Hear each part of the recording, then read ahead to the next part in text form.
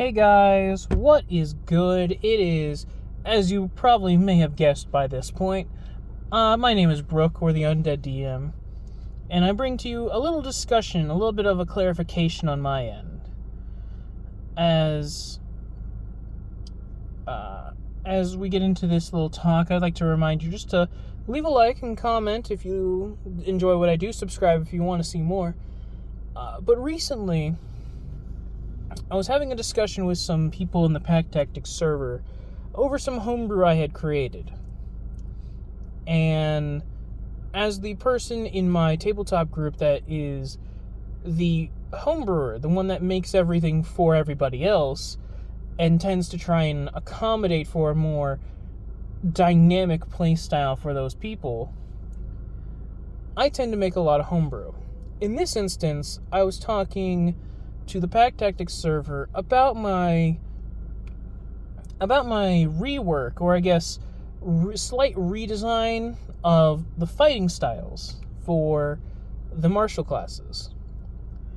And to a lesser extent that I have yet to get to at this point, as I am recording this, the martial feats and some of the martial class reduxes that I've made. And a statement came up that made me think about it for a good long while, roughly around 4 hours, and really made me think about what it meant and what my thought process was. Because everybody's heard the phrase, martials are bad in 5th edition, all martials are terrible. The only martial that's even somewhat viable is the ranger, and that's because they have the good spell list. But we've all heard this, and we've heard about how we can make them better, how we can make them work better, but the phrase that I'm referring to is, I do not know what your intention is with martial classes, or martial abilities, or martial things in general. And upon reading this, it made me reflect. I've heard all of the same arguments that everyone else has, but I've never truly went into a deep dive as to what I believe martials should be in 5th edition. And this little talk with you today is kind of my thought process as to what martials should be. I believe martial characters, specifically the barbarian, the fighter, the rogue, the monk, and to a slightly lesser degree, the paladin and the ranger, somewhat the artificer, as it just needs a complete overhaul, but that's a video for another day. I think martial characters, but predominantly the first 4 I mentioned, the barbarian, the fighter, the rogue, and the monk, they need versatility. The problem in 5th edition that I'm seeing is that spellcasters are just too versatile. There is a spell that can solve any problem, no matter what, with minimal resource investment. Because, think about it for a second. If you need to get over a pit, you don't sit there and think, I need to make an athletics check, do a running long jump to see if I can clear this, and do the calculations. Just have the wizard or somebody cast jump on you, or fly, or mold earth several hundred times to fill up the hole. This way you could just walk across it. Unless there's an impending danger, there's nothing stopping you from doing that. The rogue could disarm a pitfall trap if they so wanted to. So, I think martials need to be more versatile and need to be more of the damage dealers than what the spellcasters are. Because as of right now, if I remember the baseline charts correctly, it was that a fighter at 5th level could do around 15 points of damage, 16 points of damage on average with their 2 attacks. Meanwhile, on average, a wizard at the same level could do upwards of 32 damage. So quite literally double the fighter's damage with just a single fireball. And that's just only hitting a single target. All martials are pretty much solely single target. So the fact that they are getting outclassed in the single damage or the single target damage department from a spellcaster is really, really strange to me. So I think that marshals need to be more versatile and they need to deal more damage than they already do.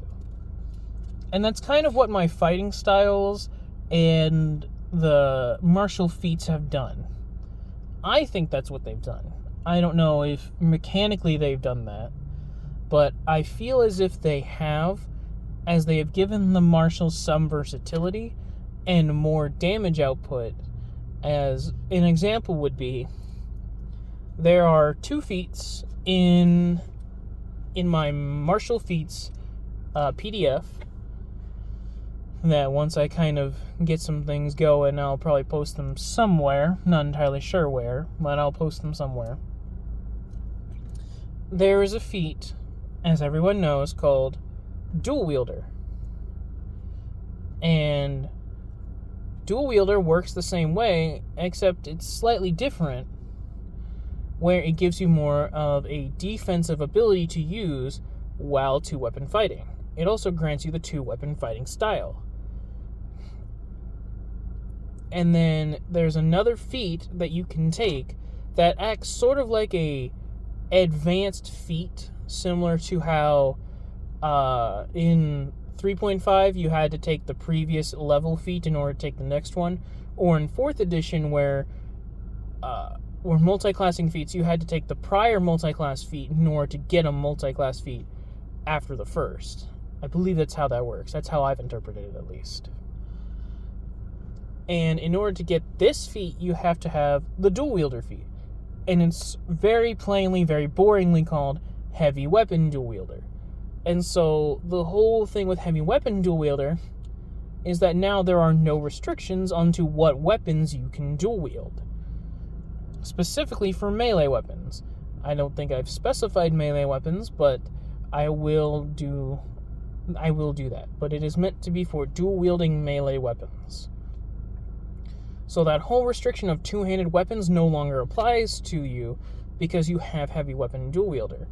And in the campaign I'm currently running, a player has taken both Dual Wielder and Heavy Weapon Dual Wielder, and through a combination of items he has obtained, bonuses he has gotten from the feats, and through some other means, at some point he's able to do, with a single crit, using his 2 mauls, upwards of like 100 plus damage with a single attack action, as the 2-weapon fighting style that I have created allows you to make a number of attacks equal to the number of normal attacks that you make on your turn. So if you have a fighter that has extra attack, they have 2 attacks. But if they're dual wielding, they can make 2 additional attacks as part of that attack action, thus giving them 4. But since he does not, because he's an artificer, he does less damage. But it also allows him to do some other stuff, and the feats also grant him more damage. So he's one of my highest damage dealing players. And I see that as an accomplishment. As the wizard in our party has deemed that his damage output is less than that of the martial players, and thus he chooses to focus his character build more based on his original character idea of a knowledge gatherer and a useful utilitarian type of wizard, where he just gains utility spells and defensive spells for himself, and he doesn't really do a lot of damage, and instead focuses on the utility spells and the control spells. And that's good. I think that's kind of in a similar ballpark as to where I want to go.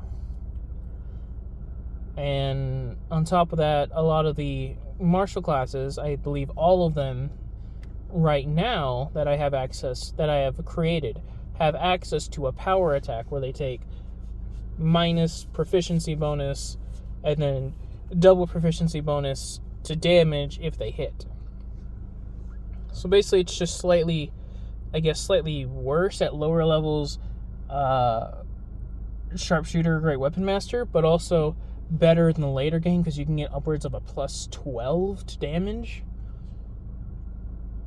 And I don't think it's once per turn in a lot of the other things, and it just states whenever you would attack, you can do it.